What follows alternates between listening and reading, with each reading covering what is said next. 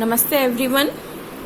I am Dr. Sangeeta Gautam and today's my topic is solid state. Today we discuss here the solid state or crystalline solids. I give you the basic introduction in this class about the solid state. You know about the solid state and gaseous state or liquid state. These are the three basic states of matter. So we discuss here about the solid state in these states. Solid states have definite shape and volume. These are characterized by rigidity, incompressibility, slow diffusion, and mechanical strength. These characteristics of solids are due to the fact that the constituent particles are closely packed and held together by strong attractive forces.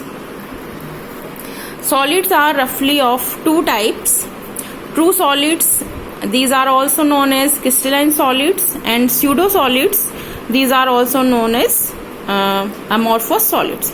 So students, what are true solids and what are pseudo solids? Firstly we discuss about these two types of solids. True solids are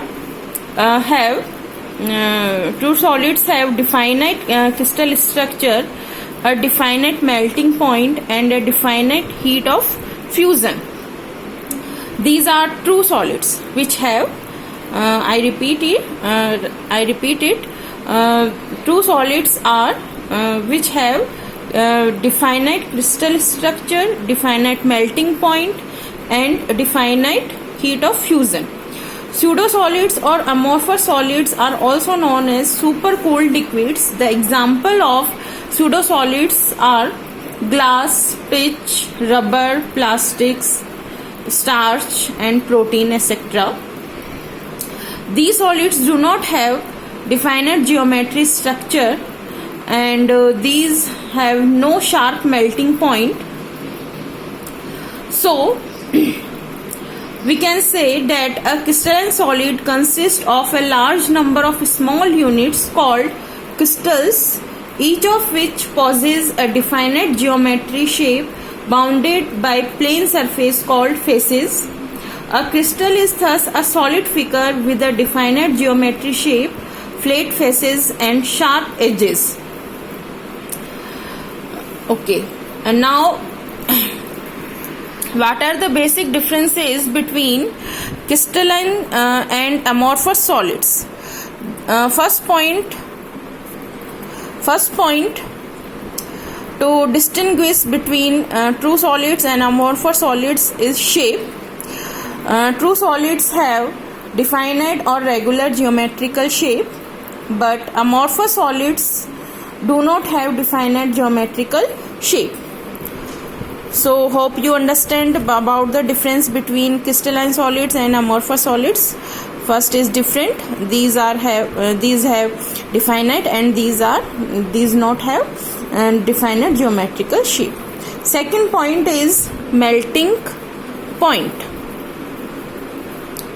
True solids have sharp melting points and amorphous solids, true solids, and here is amorphous solids.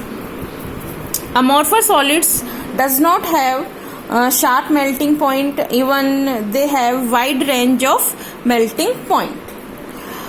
Third point is compressibility.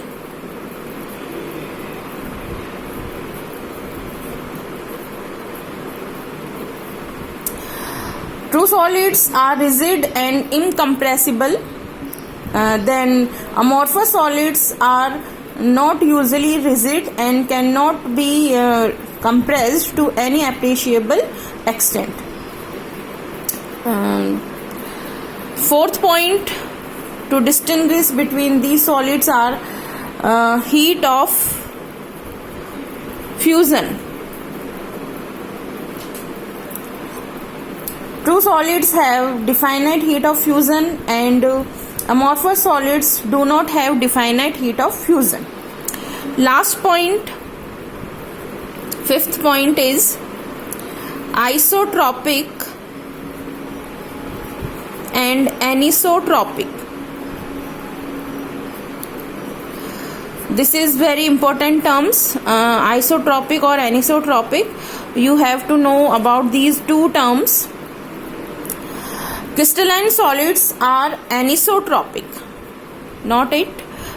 True solids or crystalline solids are anisotropic, then amorphous solids are isotropic.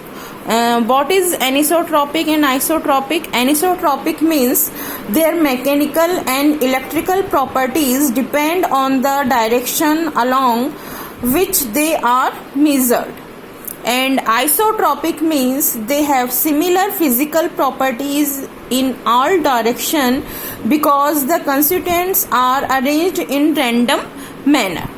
Not it, students. These two terms are very important, and these are frequently asked in competition exams. True solids are anisotropic and amorphous solids are isotropic because anisotropic are depend on direction and these are not depend on direction. All the properties are similar in all direction, isotropic. So thank you so much for watching my video on solid state introduction class. Thank you so much.